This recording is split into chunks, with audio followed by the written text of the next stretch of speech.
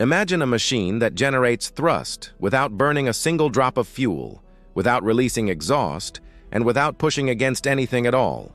No propellant, no chemical reactions, just a silent force that moves it forward. It sounds impossible because, according to the physics we know, it is impossible. Yet today, a former NASA engineer and his team claim they may have done exactly that. If true, this so-called impossible engine could change everything we know about spaceflight and our place in the universe. But before we get carried away with visions of starships, we need to carefully examine what has been claimed, why it raises red flags, and what it would mean if it actually turned out to be real. The story begins with Charles Buhler, a specialist in electrostatics who once worked at NASA's Kennedy Space Center.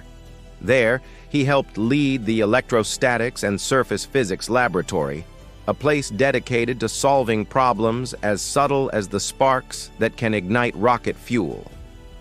Now, years later, Buhler is the co-founder of Exodus Propulsion Technologies, a private company that claims to have discovered a new force, a physical effect never before documented in science. According to him, this force allows an object to generate thrust through electric fields alone.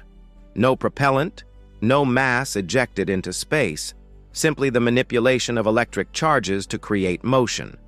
In 2023, after decades of experimentation, Buhler says his team built a prototype strong enough to counteract Earth's gravity. To understand why this is such a shocking statement, we need to revisit history. This isn't the first time an engineer has claimed to have invented a propellant-less drive. Back in 2001, Roger Shawyer introduced the world to the EmDrive. He described it as a microwave cavity that could create thrust by bouncing electromagnetic waves inside a cone-shaped chamber. The catch?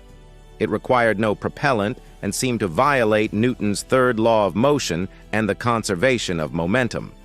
For years, the EmDrive sparked excitement and controversy. In 2016, NASA's EagleWorks lab even reported measuring tiny amounts of thrust from their version of the device. The media declared it a breakthrough, but excitement turned into disappointment when other scientists tried to replicate the results. In particular, a group at the Dresden University of Technology in Germany conducted some of the most rigorous tests ever performed on the EmDrive. Their results showed that the supposed thrust was nothing more than an illusion caused by experimental errors, thermal expansion of the device, magnetic interference from wires, and other subtle effects that vanished under proper controls. By 2021, the consensus was clear. The EmDrive did not work. That history explains why Buhler's announcement is met with deep skepticism. The claim is not just bold, it would overturn one of physics' most fundamental principles, conservation of momentum. According to classical electrodynamics, described by Maxwell's equations, a closed system cannot accelerate its own center of mass without exchanging momentum with something external. In simpler terms, if you're not pushing against anything, you don't move. Electric fields absolutely can produce pressure on surfaces. Engineers have used electrostatic forces for decades in everything from photocopiers to particle accelerators. But those forces are always balanced inside a closed system. Unless the system emits radiation, pushes against an external medium, or interacts with something outside of itself, the net force should always sum to zero.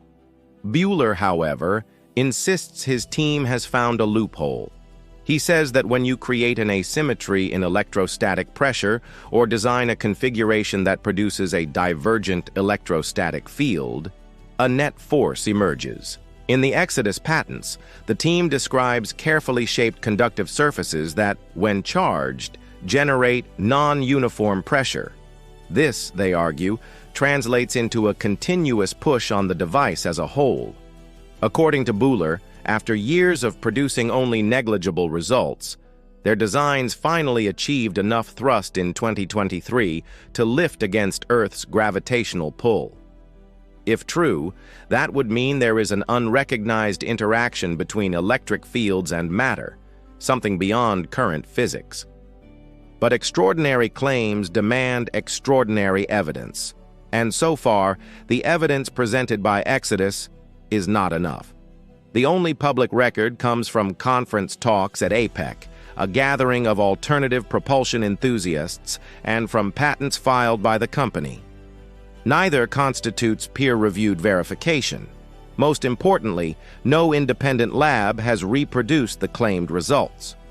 Without replication, science does not advance from speculation to fact. We've been down this road before with the EmDrive, where early data seemed to show thrust, but rigorous, controlled experiments exposed the flaws. So what would it take to prove Exodus right? First, the device would need to be tested in a hard vacuum, eliminating the possibility of ion winds or air currents masquerading as thrust.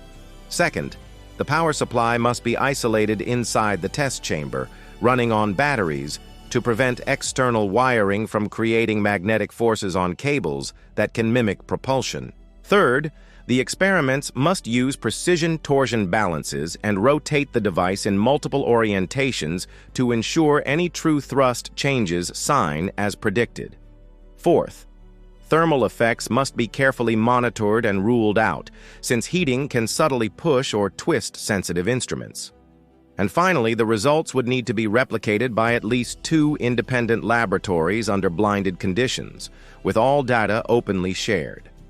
Only then could we seriously entertain the idea that this new force is real. If those rigorous tests were passed, the implications would be staggering. A propulsion system that requires no propellant would rewrite the rules of spaceflight. Today's rockets are limited by the tyranny of the rocket equation. Most of their mass is fuel, and once the fuel runs out, the journey ends. But a true reactionless drive would change that. Spacecraft could accelerate continuously, gradually building up speeds that chemical or even nuclear rockets could never achieve. Journeys to Mars could shrink from months to weeks. Interstellar travel, something that now seems like fantasy, could move into the realm of possibility. Humanity could, quite literally, reach for the stars. Yet history warns us not to get carried away. The EmDrive and other so-called impossible engines looked promising until they didn't. In physics, when a claim defies the conservation of momentum, the most likely explanation is not a revolution in science, it's an overlooked error. That's why skepticism is not cynicism.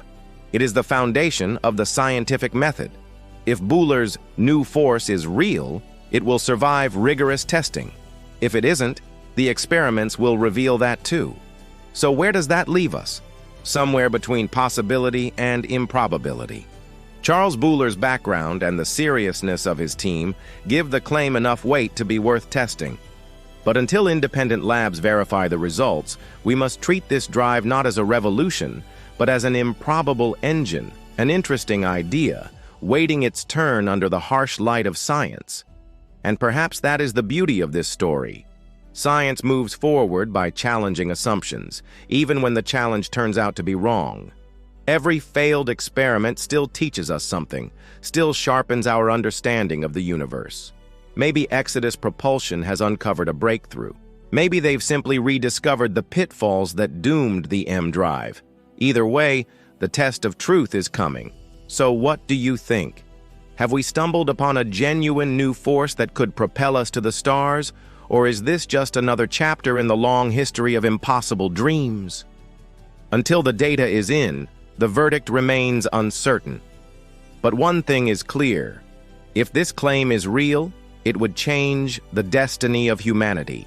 And if it isn't, it still reminds us why science is powerful.